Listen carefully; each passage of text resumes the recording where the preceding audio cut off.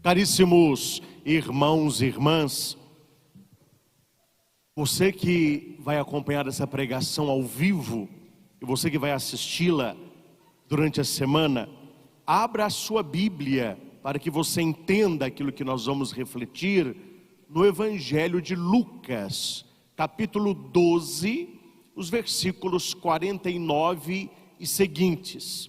E você que sempre nos acompanha com papel e caneta às mãos, nós vamos aprofundar nisso que o Senhor nos traz neste Evangelho dominical.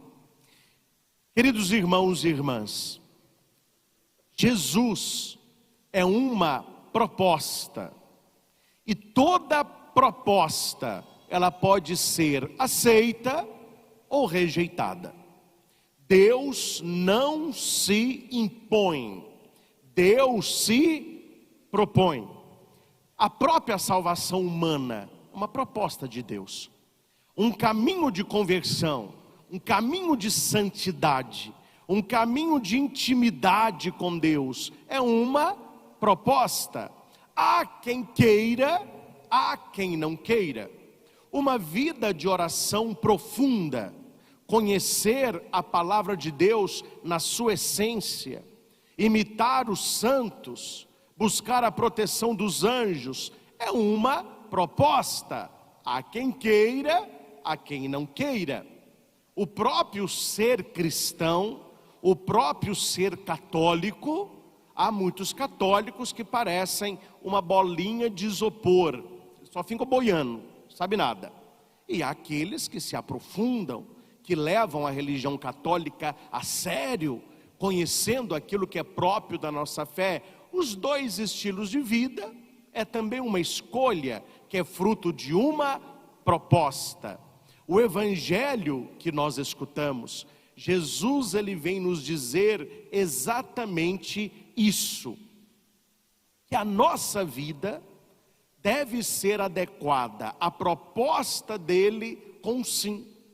Haverão aqueles que vão escolhê-lo e haverão aqueles que vão rejeitá-lo. Haverão aqueles que vão pegar este caminho de santidade, vivendo a sua palavra, e haverão aqueles que não o pegarão. E aqui há algo muito pontual que nós devemos entender. E já estamos vivendo esta época. Aqueles que são de Cristo terão aqueles que não o são como opositores. Nós vivemos uma sociedade onde o Papa Bento XVI alertou inúmeras vezes e a maioria não deu grande atenção.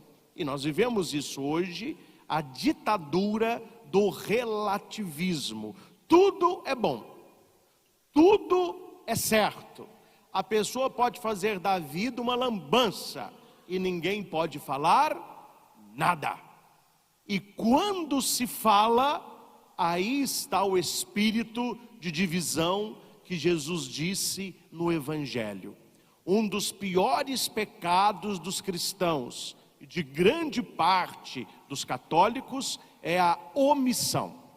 Para não queimar o meu filme, para ficar bonzinho com todo mundo, para ficar simpático, para ser que é a sociedade podre que está aí, eu não falo nada, tudo está bom, eu sorrio para todo mundo, cada um faz da vida o que quer. Esse tipo de gente, falando rasgadamente, ela não presta para Jesus Cristo. Esse tipo de gente é um zero à esquerda que não assumiu a proposta evangélica, que não tem uma coerência de fé e nem tomou ainda uma decisão. Jesus, ele não se compactua com quem fica em cima do muro. Jesus, ele não se compactua com quem não tem posicionamento.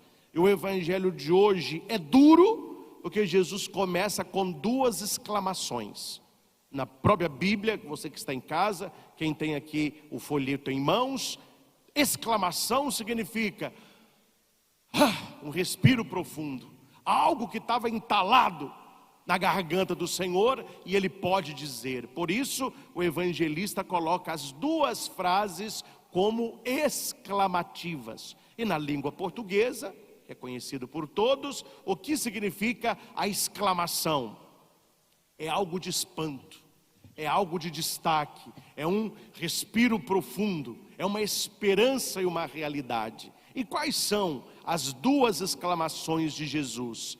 A primeira: eu vim para lançar fogo sobre a terra, e como gostaria que este fogo estivesse aceso! Exclamação. Segunda: devo receber um batismo, e como estou ansioso que isso se cumpra! Exclamação. O que o Senhor está nos dizendo nesta fala enigmática? Porque é um enigma. Você lendo assim, fogo, ele gostaria que o fogo tivesse aceso, ele teve que receber um batismo, mas ele não recebeu o batismo de João. Como que ele está ansioso para receber batismo?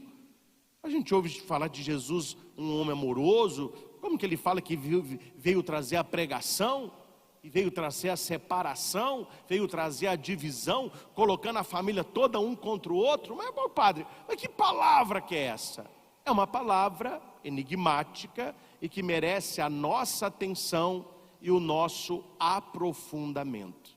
Então vamos lá. Primeiro, a questão do fogo.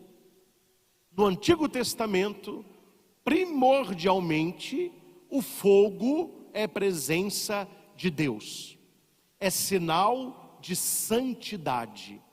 Peguemos o Êxodo, com a pessoa de Moisés.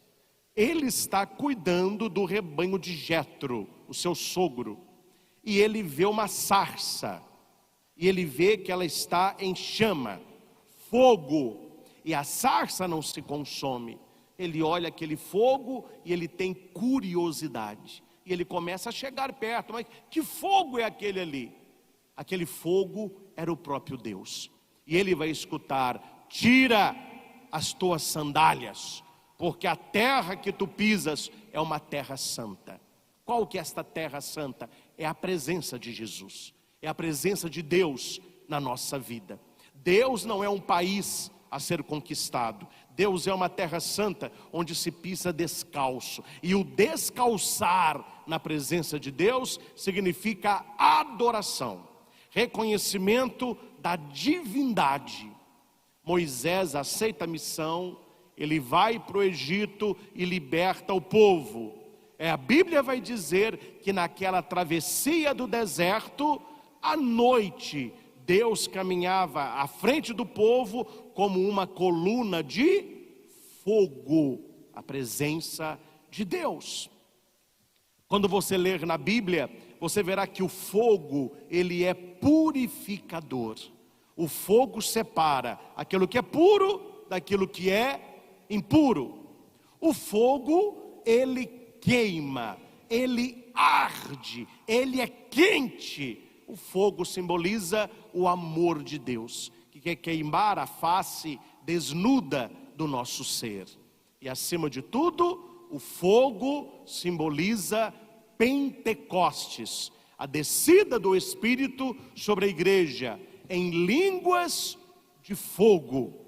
Então, quando Jesus fala que ele veio lançar fogo sobre a terra, ele está falando do amor de Deus, ele está falando do Espírito Santo, ele está falando de uma geração de pessoas que busquem a conversão e que adorem a Deus.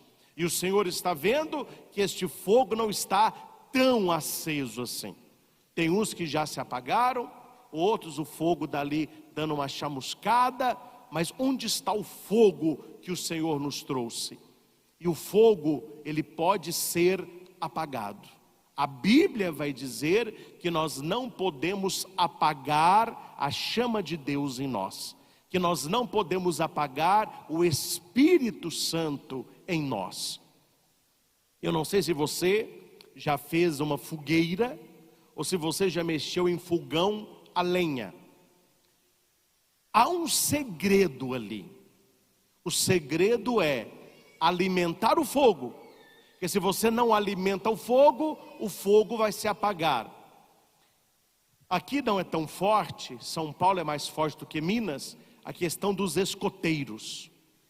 Nos acampamentos dos escoteiros, uma das lições é como se faz a fogueira. Então, primeiro, eles vão limpar o terreno, vão tirar folhas e galhos para não pegar fogo da floresta.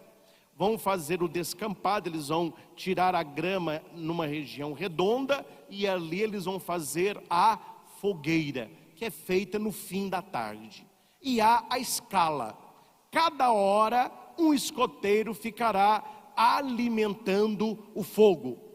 E aquele que é treinado nessa arte, ele vai dizer, olha que interessante, não adianta colocar lenha nova em fogo velho. Aí eles vão dizer, o que é na linguagem do escoteiro? O fogo velho. É um fogo com muitas cinzas. Então, antes de colocar lenha, tire as cinzas e coloque a lenha. É isso que o Senhor está falando para nós. Ele gostaria que o fogo estivesse aceso, porque nós estamos com muita cinza. E o que é esta cinza? É aquilo que vai acumulando em nós que não serve mais. É aquilo que está na nossa vida que não presta mais. É aquilo que não dá sentido. É aquilo que não dá valor. É aquilo que não dá sabor. E acima de tudo, essas cinzas é a cinza do pecado, que vai acumulando em nós, que vai acumulando em nós, que vai acumulando a nós e vai apagando o fogo. Mas há esperança do sopro de Deus. Tem muito fogo que você olha, só tem cinza. Aí a cinza sai, o fogo volta. Ele estava lá, só que ele estava abafado. E a igreja usa essas cinzas, que simbolizam o próprio abafamento, para ser um chamado à conversão. Na quarta-feira de cinzas, nós passamos a cinza na cabeça, não lembrando que essa cinza vai abafar o espírito. Pelo contrário, é uma cinza que será soprada para que o fogo de Deus queime. Quando Jonas é enviado para Nínive e ele foge para Tarsis, depois de uma experiência íntima com Deus, e ele entra na grande cidade, ele prega a conversão. O rei de Nínive tira a coroa, tira o manto real, pega um saco de cinzas e joga em cima dele. Ele vai dizer que todo o reino faça o mesmo. E eles fizeram. E Deus viu que aquelas cinzas era resultado de um fogo invisível. O fogo do amor a Deus. O fogo da conversão. O fogo da mudança de vida. E Deus não destruiu a grande cidade. Jesus olhando para Jerusalém, e Jesus olhando para mim e para você, ele continua dizendo a mesma coisa. Eu vim lançar fogo sobre a terra. Eu vim lançar fogo sobre você. Eu vim lançar fogo no teu coração. E como eu gostaria que este fogo estivesse aceso. O cardeal Cantalamessa, ele tem uma imagem que para mim é uma das mais belas para o evangelho deste domingo. Ele diz que Moisés, olhando para a sarça ardente, ele teve uma teofania, teos, fanos. Fanos é manifestação, teos de Deus. Uma manifestação de Deus. Qual é hoje a sarça ardente? A cruz. Quando você contempla o crucificado, Raniero vai dizer que ali está uma sarça ardente. E qual é o fogo que ele queima? O amor de Deus. Aquele que não assumiu a proposta, aquele que não tem experiência, aquele que não tem profundidade, aquele que não tem espiritualidade, olhará para a cruz e verá um homem morto.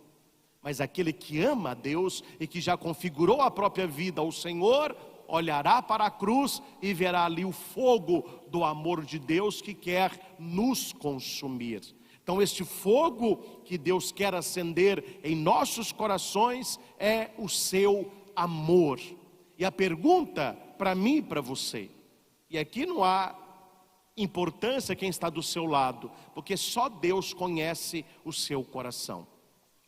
Há uma oração eucarística, se não me falha a memória, é a oração eucarística 3, há uma parte que é a mais bonita da oração, quando o padre reza pelos falecidos, oração eucarística 3, o padre diz mais ou menos assim, que eu não vou recordar a oração de cor, mas o contexto é esse: Senhor, acolhei os nossos irmãos falecidos, cuja fé só vós conhecestes.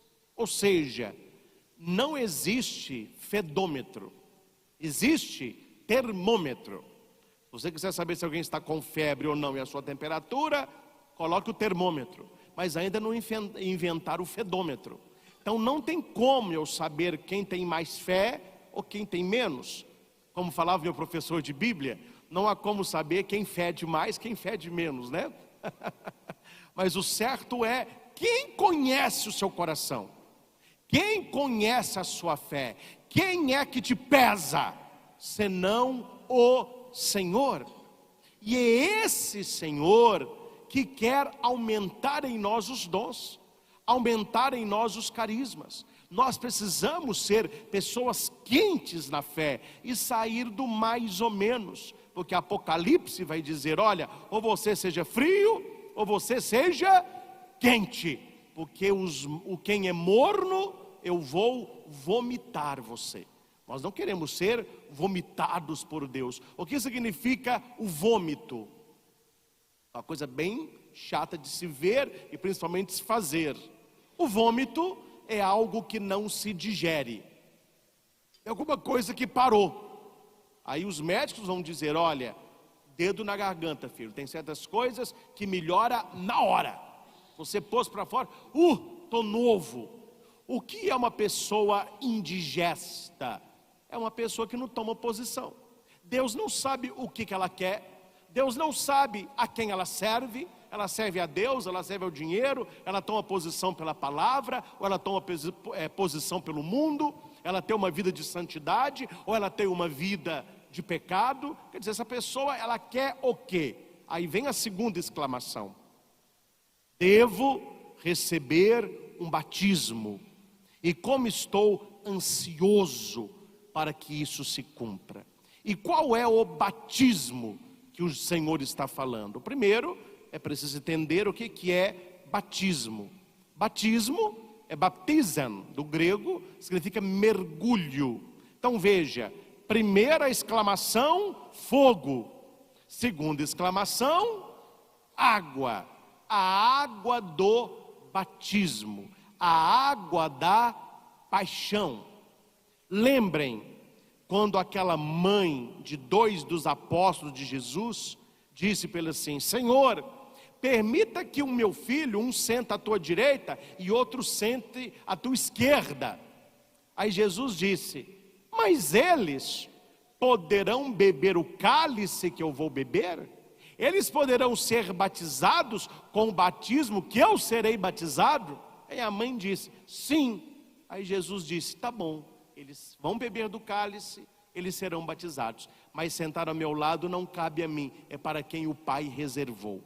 Jesus está falando de qual cálice? Jesus está falando de qual batismo? A sua paixão. Quando o Senhor fala que ele deve receber um batismo, é um mergulho na obediência que ele tem ao Pai, é um mergulho na sua própria paixão. E você olhando para o crucificado, você vê um homem mergulhado no amor ao Pai e a nós. Ninguém tem maior amor do que aquele que dá a vida pelos seus amigos, é o Senhor. E quando do lado do coração de Cristo o lançaço é dado, ali jorra. E esse jorrar, na explicação de Raniero, são as 2 exclamações de Deus. Como o Senhor fez 2 exclamações no Evangelho: jorrou sangue e jorrou água. O sangue é a Eucaristia, a água é o batismo, e que simboliza o Espírito Santo.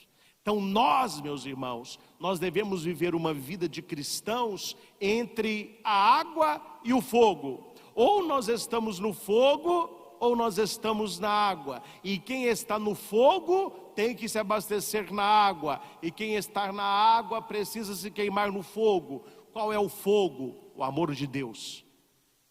A santidade de Deus. Qual é a água? O Espírito Santo de Deus.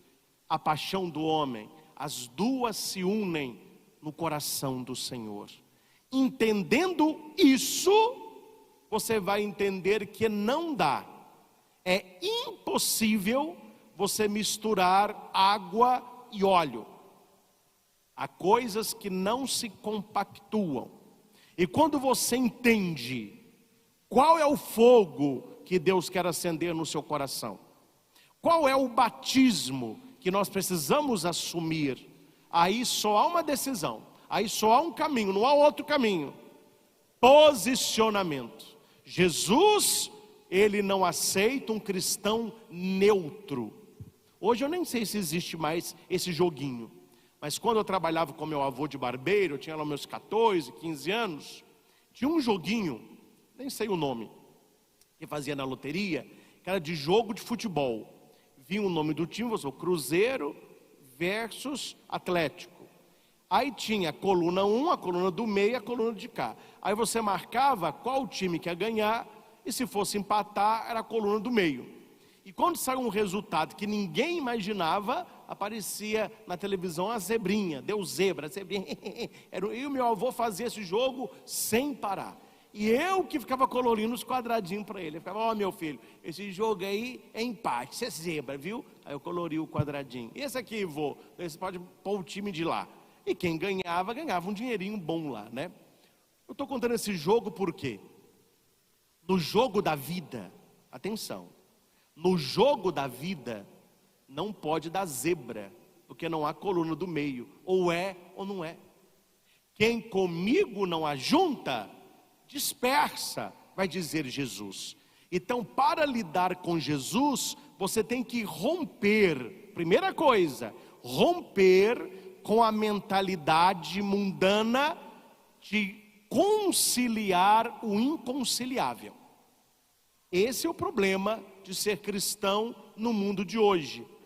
O mundo de hoje, ele concilia com naturalidade aquilo que é promiscuidade, aquilo que é pecado, aquilo que é vício, aquilo que é nocivo, e as pessoas lidam com isso com muita naturalidade. Não, mas o mundo mudou, hoje é diferente. Então são as pessoas que já estão passando para o outro lado.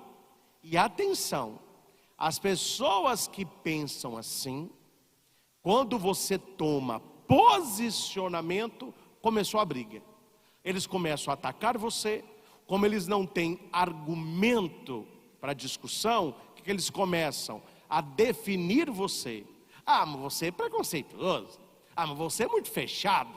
Ah, você é muito bitolado. Ah, você está fanático com religião. Aí começa a divisão. E onde que começa a divisão por primeiro?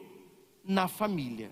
Entre aqueles que creem, aqueles que assumiram Jesus a sério e os que não estão querendo nada. E estão querendo mais os prazeres do mundo do que a salvação da própria alma. Eu tenho atendido muitos pais profundamente tristes e perdidos, com os filhos com valores totalmente diferentes dos valores dos pais. E é uma discussão todo dia. A mãe tentando falar uma coisa, o pai apontando um caminho e os filhos totalmente no outro caminho. Uma família dividida. Aqui na exegese bíblica tem duas interpretações. A questão de 2 contra 3 e 3 contra 2. Primeira interpretação é o pai e mãe discutindo com 3 filhos. Os pais que creem e os filhos que não creem mais. Aí a família se divide, eles começam a bater boca. E uma outra interpretação seria o pai e a mãe com o filho, a filha e a esposa do filho. A discussão também dá feita, porque eles não querem viver aquilo que é ou seria da pessoa de fé. O certo é que diante de Jesus, as pessoas precisam tomar um partido. E sabendo que tomar um partido, que tomar um lado, que tomar uma decisão, vai gerar confusão, vai gerar divisão. Só que esta divisão não é ruim, Essa divisão é benéfica, porque Jesus vai dizer: vós pensais que eu vim trazer paz sobre a terra? Quando Jesus ressuscita, toda a aparição do ressuscitado, ele começa como? Shalom. Shalom, para nós em português, é paz. Para o judeu não é paz. Para o judeu você pega tudo de bom, tudo de melhor, tudo de grande e resume em shalom. Shalom é o melhor que alguém pode desejar para você. Não há uma tradução desta palavra, então quando São Jerônimo traduz a Bíblia para o latim, ele traduz shalom por pax. E quando traduz a Bíblia para o português, se traduz por paz. Então shalom para nós é paz. Jesus, quando ressuscita, ele sempre diz: a paz esteja convosco. A paz esteja convosco. Como que ele está dizendo agora? Não pense que eu vim trazer paz ao mundo. Aí é preciso perguntar: que paz Jesus está falando? Atenção, é a paz de querer agradar a tudo e a todos. É uma paz que não tem posicionamento, é uma paz da boa convivência. Não importa os seus valores, não importa a sua vida, não importa o que você crê, tudo está valendo. O importante é não discutir, o importante é não brigar, o importante é não queimar o meu filme.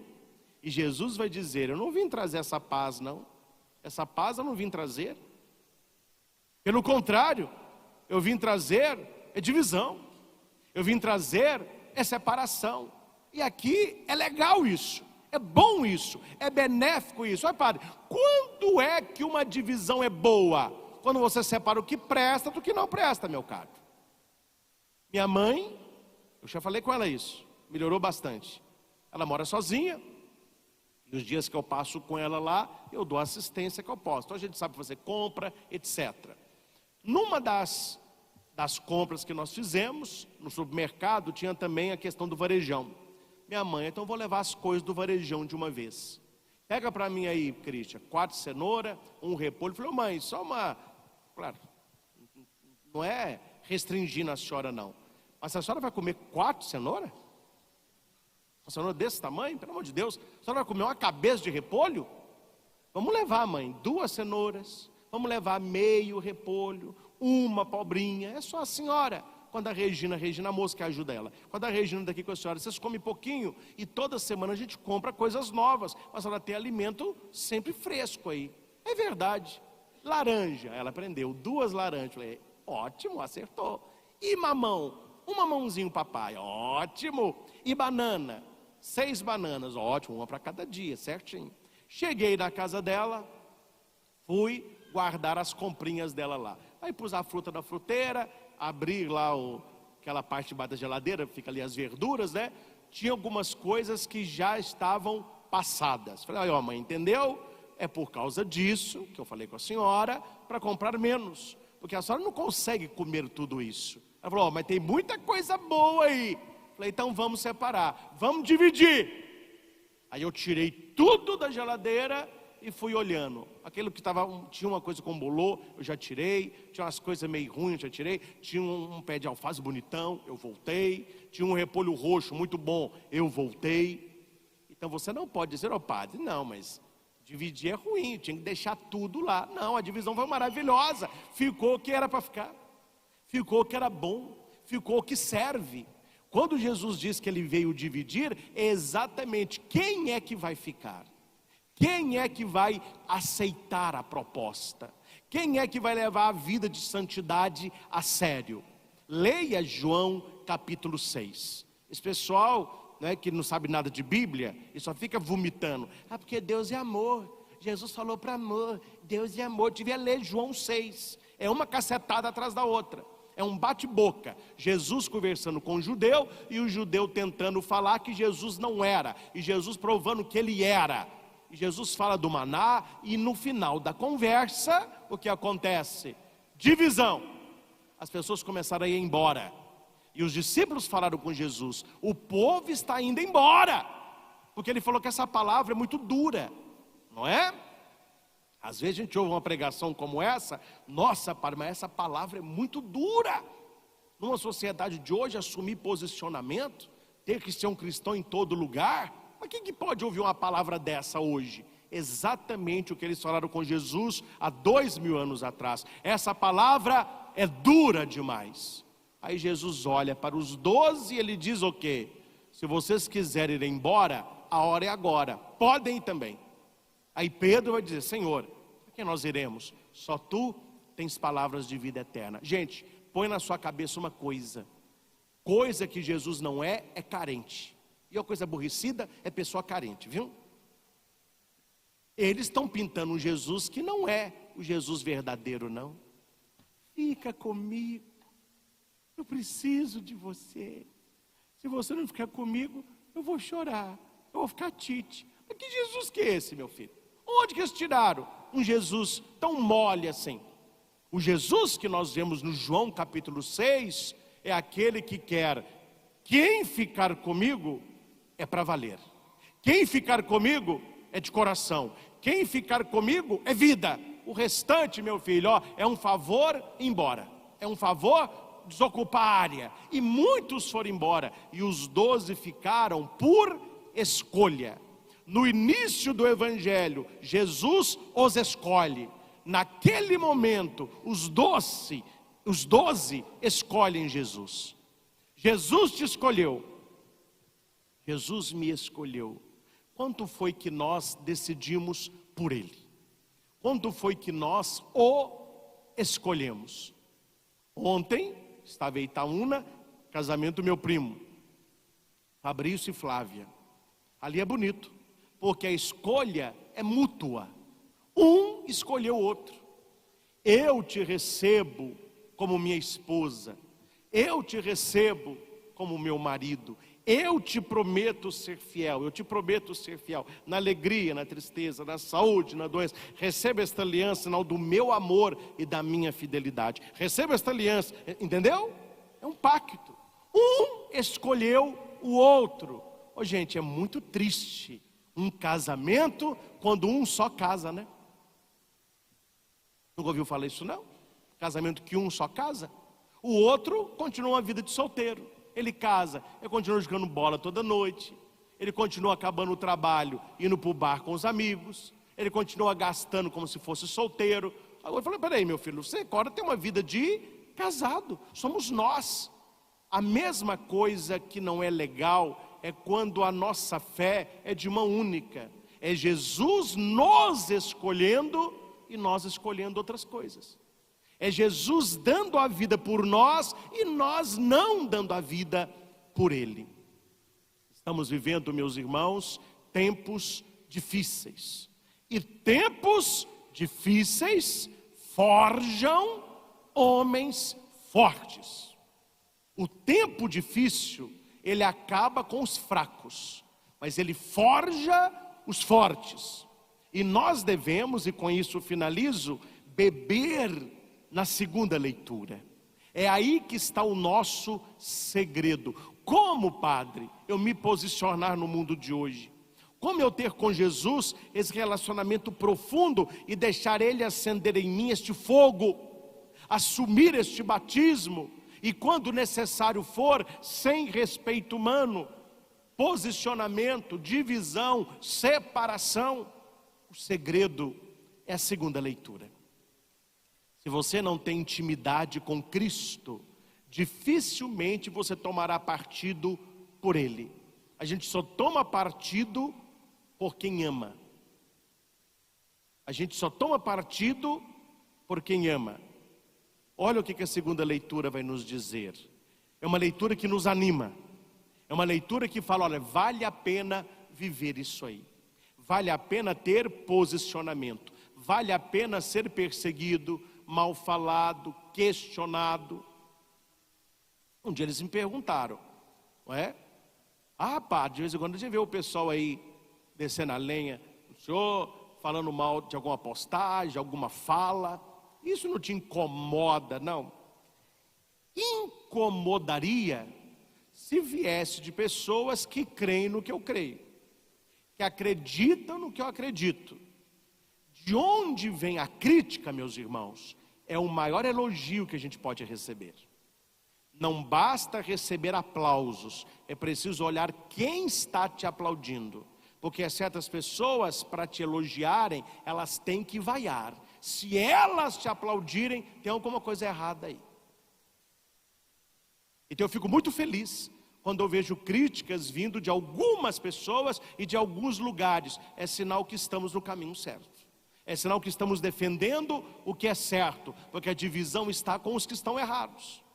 Então não é a questão de agradar a todos, é agradar os que têm a mesma fé, os que acreditam naquilo que a gente acredita, os que defendem os valores bíblicos, os valores da família, e etc, e etc, e etc. Hoje em dia, a beleza de hoje é balançar bandeira, cada um tem a sua bandeira. Ah, minha bandeira é essa, estou balançando bandeira, minha bandeira é essa. Qual é a nossa bandeira? Qual é a bandeira que está marcada com o sangue do Cordeiro? Qual é a bandeira que nos indica que nós somos dele e vivemos com os valores dele e não vamos abandonar a sua presença? Então a segunda leitura nos dá uma injeção de ânimo que me ajuda muito, espero que ajude você. Primeira coisa que a carta aos Hebreus nos anima: rodeados como estamos por tamanha multidão de testemunhas, ou seja, gente, tem muitos santos que rezam por nós. Os anjos estão conosco. Quando a carta aos Hebreus, no capítulo 12, fala dessas testemunhas, você tem que ler o capítulo 11. Esse é o dever de casa para você, para quem está aqui também. Leia essa semana o capítulo 11 da carta aos Hebreus. É um elogio a todos os personagens do Antigo Testamento que agiram com fé. Aí a carta vai dizer, esse, por causa disso, por causa disso, por causa daquilo, por causa... É uma lista. Aí no final da lista, começa o capítulo 12 que nós estamos lendo. Olha, olhando esse povo todo, rodeado por esta multidão de testemunhas que foram fiéis a Deus, deixemos de lado o que nos pesa e o pecado que nos envolve. Olha a cinza aí, ou seja, tira a cinza para que o fogo apareça. Não viva como vivem os que estão distantes de Deus, porque tudo depende de que lado nós estamos. Ah, padre, fulano de tal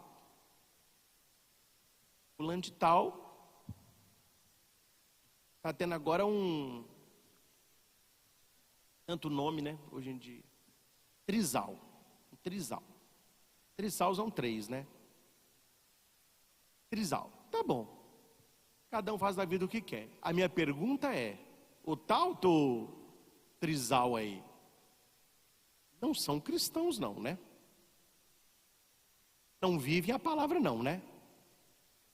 Não vão à igreja não, né? Não, tudo certo, não tem problema nenhum. Escolher o lado de lá, ficar do lado de cá. O problema, quando você quer conciliar o inconciliável, até procurando o padre para abençoar a trisal. Aí não vai ter liga, porque uma coisa é a vivência da palavra, outra coisa é a vivência dos valores mundanos. Tudo depende de qual lado nós estamos. Se nós estamos do lado dessas inúmeras testemunhas que agradaram a Deus, nós temos que deixar aquilo que nos pesa e abandonar o pecado que nos envolve, lutando diariamente para sermos pessoas melhores. Lutamos diariamente para agradarmos a Deus. É o primeiro conselho. E aqui ele dá um conselho que é o central. Empenhemo-nos com perseverança no combate que nos é proposto. Gente, ser cristão é estar numa batalha. E o bom soldado, ele sabe que luta é luta. Então ele não está indo para a guerra para fazer amizade. Ele não está indo para a guerra para fazer crossfit. Ele não está indo para a guerra para fazer selfie. Ele está indo para a guerra porque ou ele vence ou ele perde. Guerra é isso, ou você ganha ou você perde. E qual que é a nossa guerra? Contra os poderes do mal. Papa Bento XVI vai dizer que a guerra eterna até o Cristo voltar é a luta contra os dardos inflamados do demônio. Por isso, a importância da quaresma de São Miguel. Quem já fez, já colheu inúmeros milagres. Quem não fez, começa amanhã. Vários canais tem, na TV, etc. No meu YouTube, eu já gravei os 40 dias, cada dia uma intenção. Precisamos rezar mais. Precisamos entrar nesse combate com perseverança. Dizem que, e é verdade, né? Que Napoleão Bonaparte conquistou a Europa conhecida. Quando ele desceu numa das praias, num dos lugares que ele foi conquistar, ele disse para os seus soldados: olha, é vencer ou morrer. Aí os soldados de Napoleão, assim, sem falar nada, olharam assim, ó, e viram os navios na praia. Essa olhada para o navio significava o quê? Se nós começarmos a perder, nós subimos o navio e damos no pé. Quando Napoleão viu esse clima, o que ele fez? Mandou queimar os navios. Olha, queimaram todos. Aí Napoleão disse: é vencer e os soldados ou morrer. Não tinha como voltar. E eles venceram. Já tem hora na vida que é preciso queimar os navios, sabe? Não tem como voltar. Com Jesus é avançar. E você está vivendo todos os dias um combate. Eu escuto muito a boca das pessoas: padre, eu tenho matado um leão por dia. Eu não conheço a vida de vocês, mas eu tenho os meus leões, você tem os seus. Mas se estamos na cova com anjos, os leões não nos tocarão e nós vamos vencendo. O pão nosso de cada dia nos dai hoje.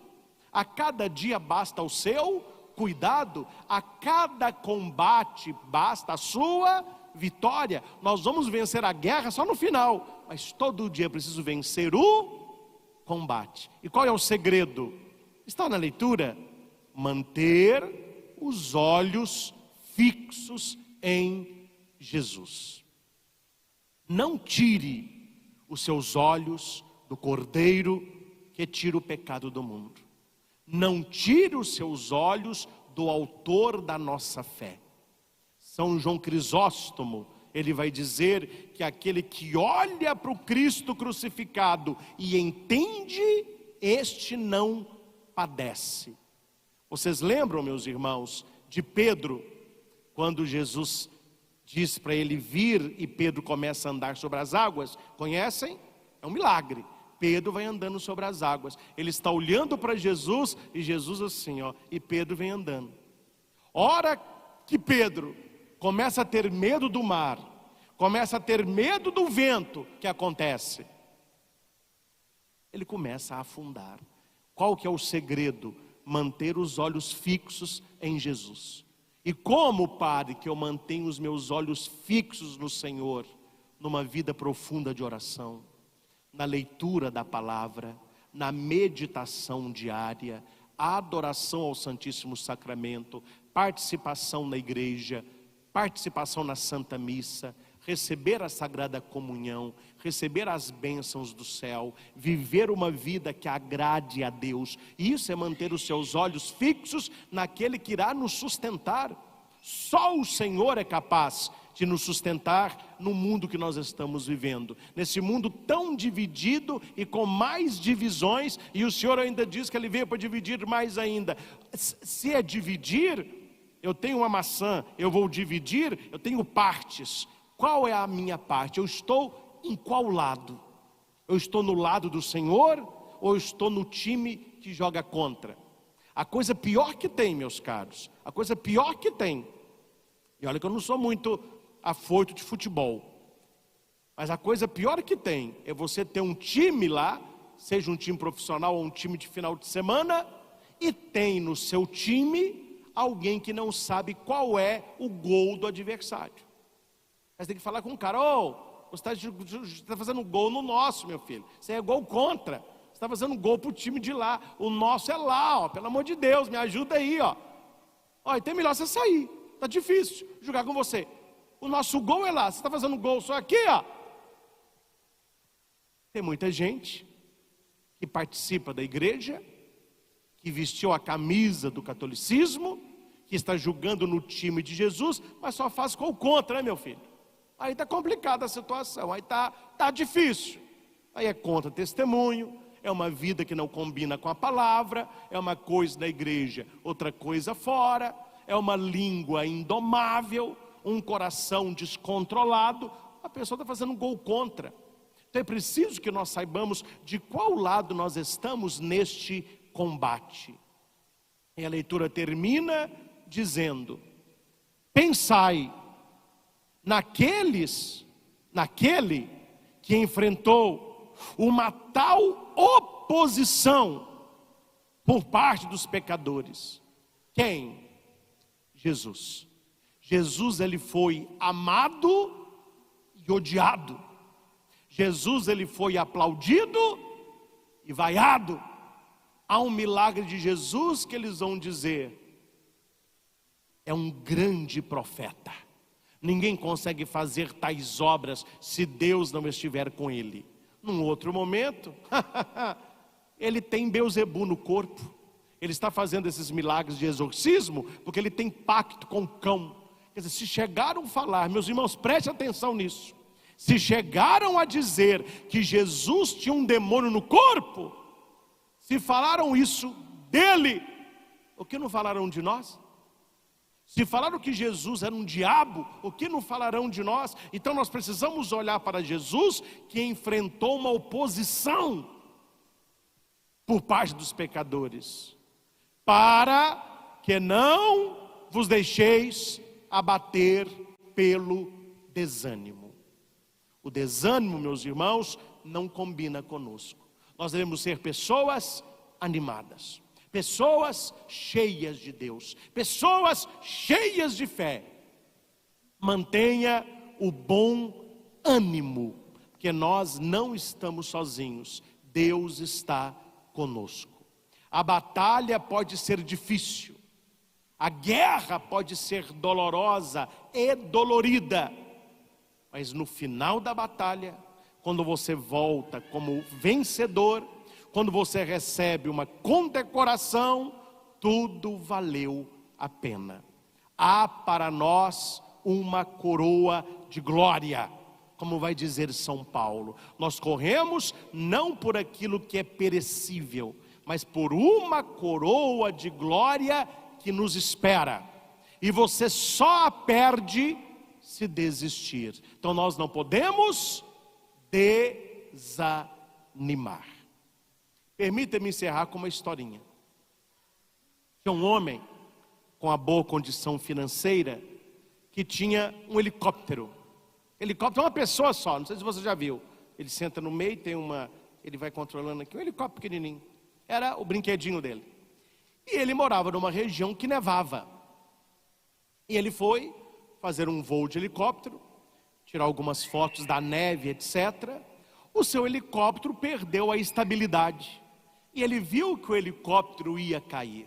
Não houve o que ele fazer. Ele tentou controlar o helicóptero caiu. E ele ficou gravemente ferido.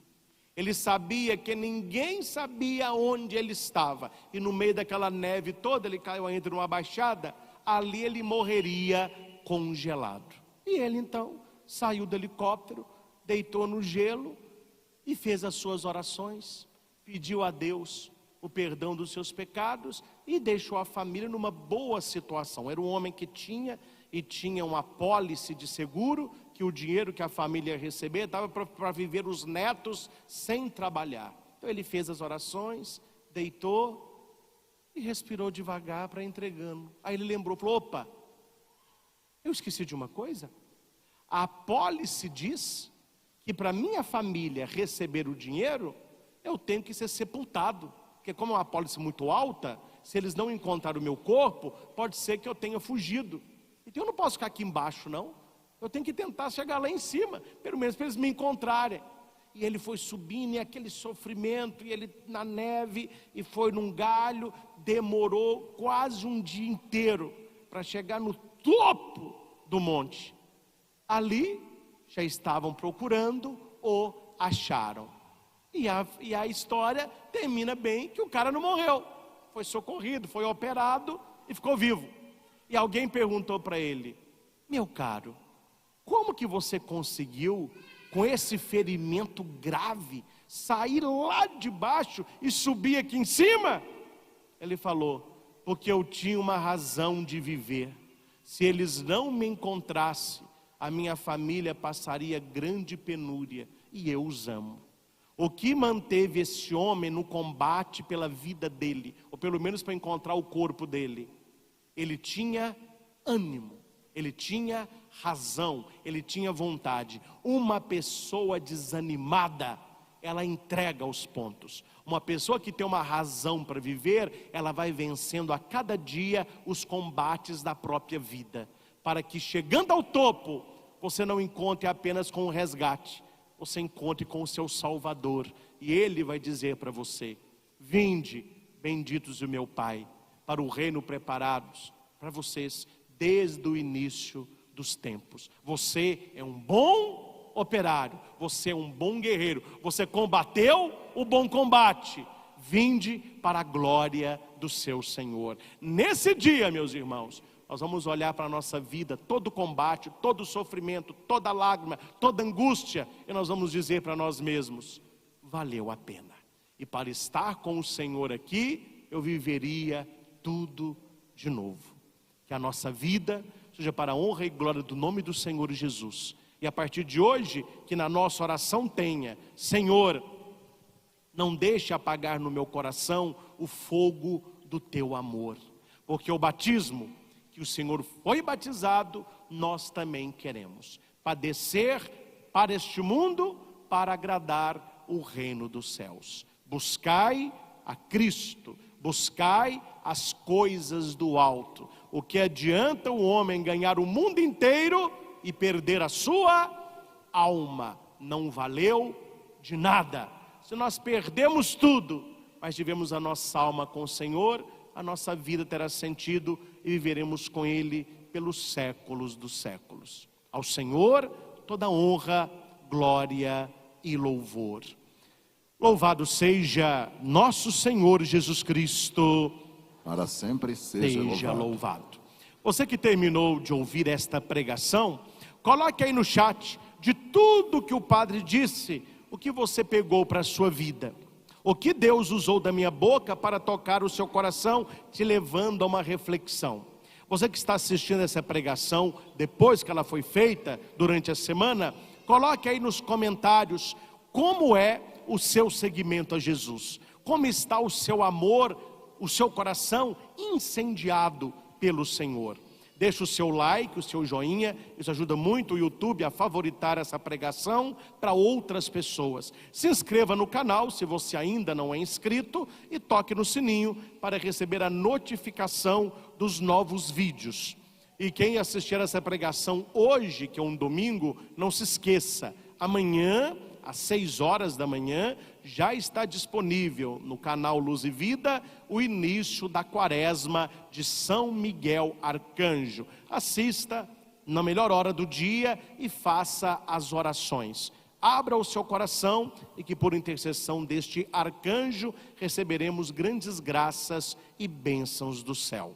Que São Miguel lute a nosso favor e também pelas nossas famílias. São Miguel Arcanjo, defendei-nos no combate. Repitamos: Jesus, eu confio em vós. Jesus, eu confio em vós. E nós tomamos posse desta palavra, em nome do Pai, do Filho e do Espírito Santo. E louvores se deem a cada momento ao Santíssimo e Diviníssimo Sacramento. Graças e louvores se deem a cada momento ao Santíssimo e Diviníssimo Sacramento. Graças e louvores se deem a cada momento ao Santíssimo e Diviníssimo Sacramento. Jesus, manso e humilde de coração, fazei do nosso coração semelhante ao vosso. Glória ao Pai, ao Filho e ao Espírito Santo, como era no princípio, agora e sempre. Amém.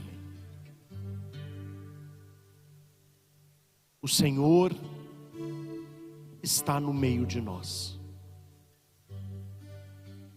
Através da TV, através da internet, através da tela do seu celular, Jesus te visita neste momento.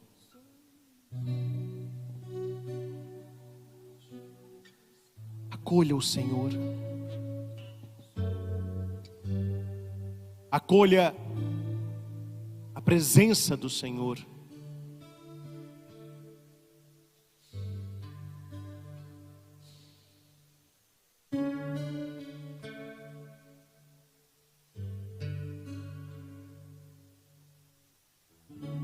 Assim como Marta e Maria acolheram Jesus na sua casa, acolha o Senhor agora.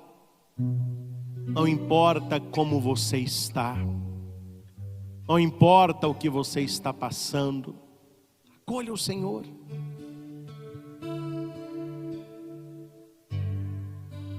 Acolha o Senhor no teu coração. Eis que eu estou à porta e bato. Se alguém ouvir e abrir, eu entrarei e cearemos juntos.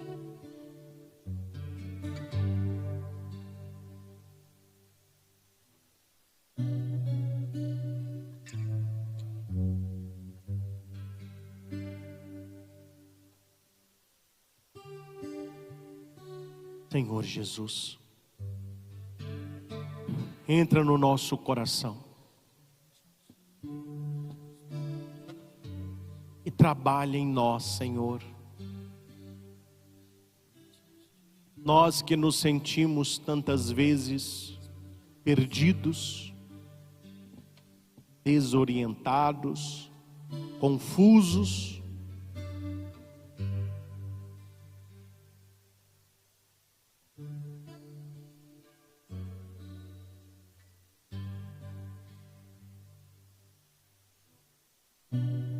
trabalha em nós, Senhor.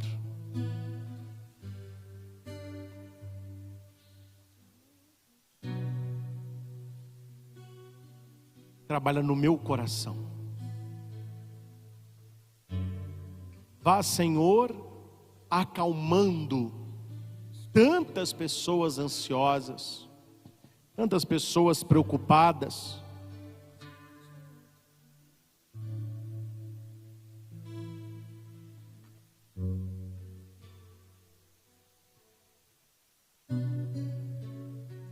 Vá tocando, Senhor, tantas pessoas doentes. Apresente para Jesus qual é a tua enfermidade. Apresente para Jesus quais são as suas dores. Sejam elas no teu corpo, tua alma, teu coração.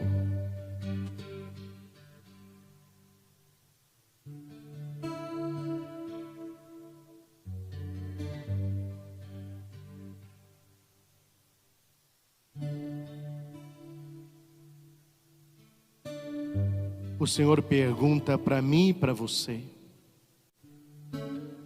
por que você tem medo? Por que você duvida?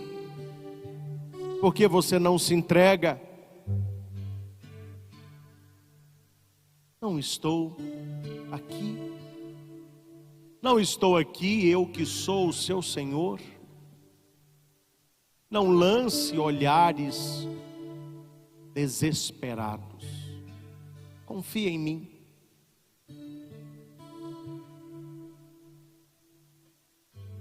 Não tenha dúvida. Confia em mim.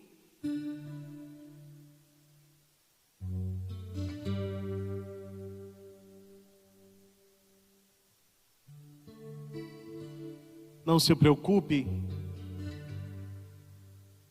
com a tua situação atual. Confia em mim. Eu trabalho a seu favor.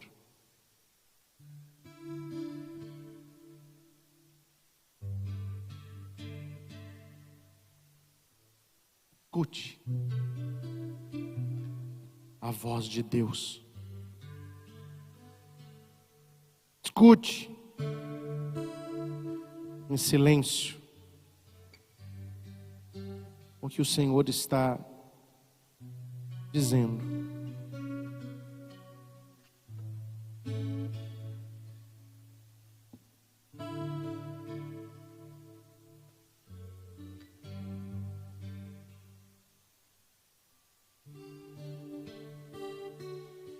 O Senhor está concedendo coragem a muitas pessoas que por medo estão abandonando os teus sonhos, que por medo deixaram de fazer muita coisa. E isso só existe na sua cabeça. Na realidade, nada disso teria importância. Renuncia tudo isso agora e receba essa bênção, essa palavra de Jesus para a tua vida.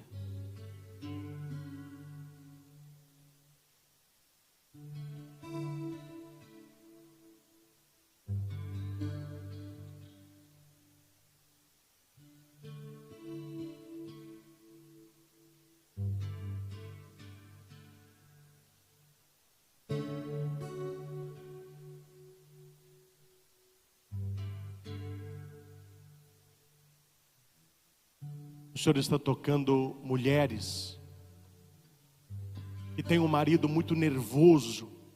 Hoje mesmo, ele já gritou com você e você não sabe mais o que faz.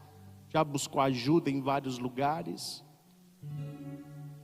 Entrega agora o teu casamento ao Senhor. Jesus, Ele pode mudar o coração do teu marido. Pode mudar a sua família.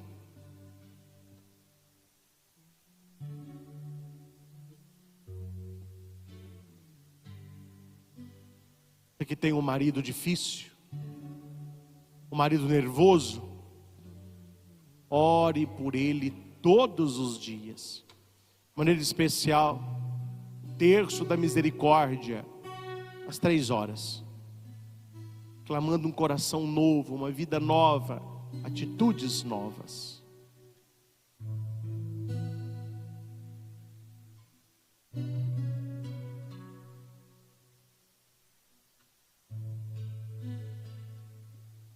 Toca, Senhor, em pessoas com pensamento de suicídio, pessoas que não veem graça na vida, pessoas que estão pensando em desistir de tudo. Tu pode, Senhor, fazer uma obra grandiosa cada pessoa. Há muitas pessoas que se encontram assim e que estão no quarto, mas elas estão escutando esta adoração porque a TV está ligada e você aí no seu quarto, você está sendo alcançado pela graça de Deus. O Senhor está alcançando o teu coração e trabalhando em você. Deus começa em você uma boa obra, e aquele que começou em você uma boa obra vai levá-la à perfeição. Obrigado, Senhor, por tanta cura, tanta bênção, por tantas pessoas tocadas. Nós te adoramos, nós te bendizemos, nós te amamos, Senhor. Que estejamos sempre contigo e que possamos sentir sempre a tua presença.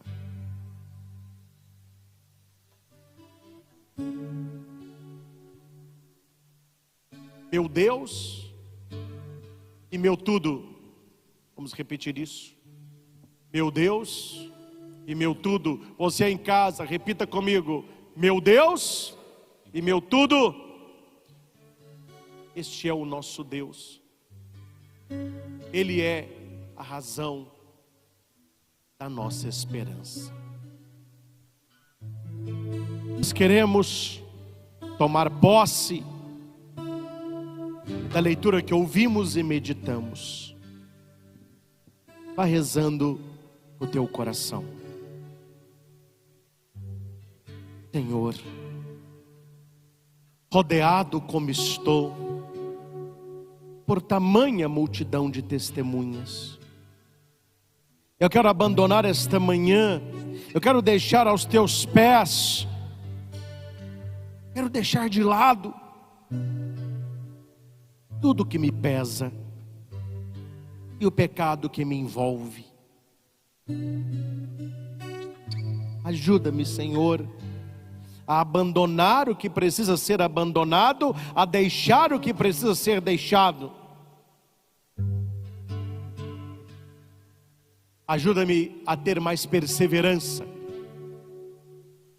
Ajuda-me, Senhor, a combater o combate que me é proposto, seja ele qual for,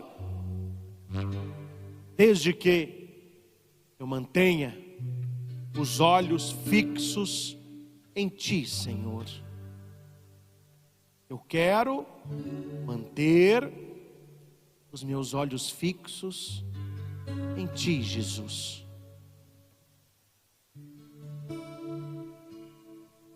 Com a certeza que a obra em nós começada será completada. Afasta do meu coração todo desânimo,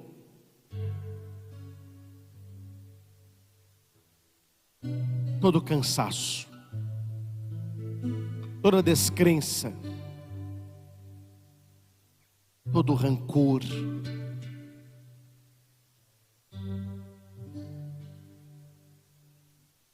Não permita, Senhor, que o desânimo se instale no meu coração.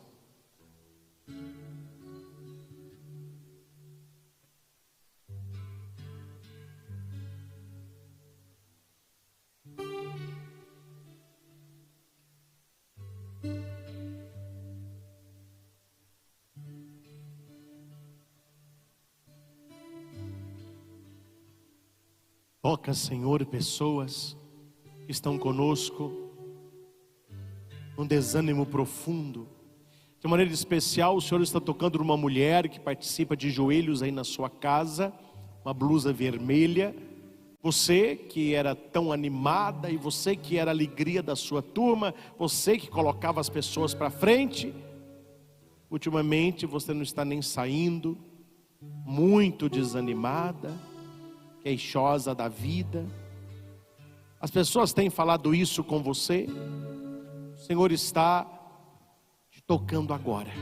Receba esta graça e volte a ser a pessoa que você sempre foi, animada, contagiando as suas amigas, sendo uma presença alegre onde você está. Esse desânimo seu não vem de Deus, renuncia a isso. Deixa Deus reacender na tua alma todo o ânimo, toda a perseverança. Deus seja louvado pela sua vida, pelas suas escolhas, pela tua história. Obrigado, Senhor. Tantas pessoas abandonadas e que foram agora alcançadas pela tua graça. Obrigado, Senhor, por tantas pessoas deprimidas que foram agora despertadas pelo teu poder. Nós te louvamos e bendizemos. Vamos abençoar a nossa água e todos os objetos que você coloca aí perto da sua TV. Deus eterno e todo-poderoso, dignai-vos a cada pessoa que está agora conosco, as nossas famílias. Afastai das nossas casas todo pecado, perigo, doença, tentação, inveja, mal-olhado, assalto e acidente, toda descrença, tudo aquilo que não provém de Ti. Abençoe, Senhor, essas peças de roupa, remédios, exames, carteiras de trabalho, tantas pessoas desempregadas. Abençoe os nossos doentes, pessoas acamadas e internadas. Abençoe os pais, cujo dia celebramos, muita bênção, muita alegria, realização. Abençoe, Senhor, essas alianças de matrimônio, principalmente dos casais que estão à beira de uma separação. Abençoe essas chaves de casa, do carro, local de trabalho. Abençoe essas fotos de família. Abençoe, Senhor, esta água que te apresentamos. Assim como do teu coração aberto pela lança fez correr sangue e água, que jorre para nós uma água abençoada, capaz de nos libertar dos nossos pecados, curar o nosso coração, levar-nos a um refrigério de Deus. E pedimos, ó Pai, pelo nome de Jesus, amém. Quem tem a sua água em casa, água benta, pode tomar um pouquinho. Use essa água para tomar os seus remédios. Jogue esta água na sua casa, rezando para que a sua família seja abençoada. Faça o sinal da cruz com esta água na testa da sua família. Não precisa contar para quem mora com você. Coloque esta água no filtro, na geladeira. As pessoas, ao ingeri-la, que elas sintam a tua pureza e a tua graça. A bênção do Santíssimo Sacramento é concedido a todos nós. Se você puder, se não tiver problema de saúde nem de joelhos, vamos nos ajoelhar na presença de Jesus. Aí na sua casa, aí na sua sala, você que está com o celular na mão, se ajoelhe. Quando nós ajoelhamos, nós ficamos menores e Deus, Ele cresce na nossa vida. Deus, Ele é grande para aquele que se curva e se prostra na sua presença. Que esta bênção lhe conceda a graça que você mais estiver precisando, principalmente uma sincera conversão.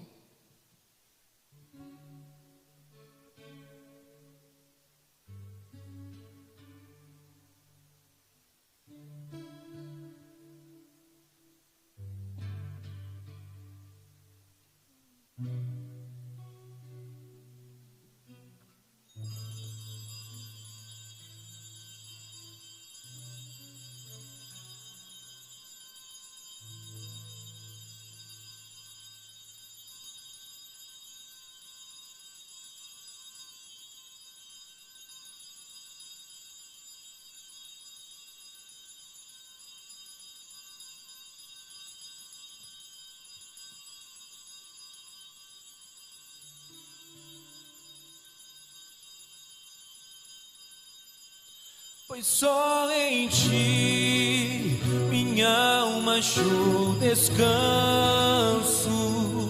só em ti eu pude respirar, só em ti minha alma achou descanso, só em ti eu pude respirar. A sua família, um bom domingo, uma semana abençoada para todos. Louvado seja nosso Senhor Jesus Cristo, para sempre seja louvado.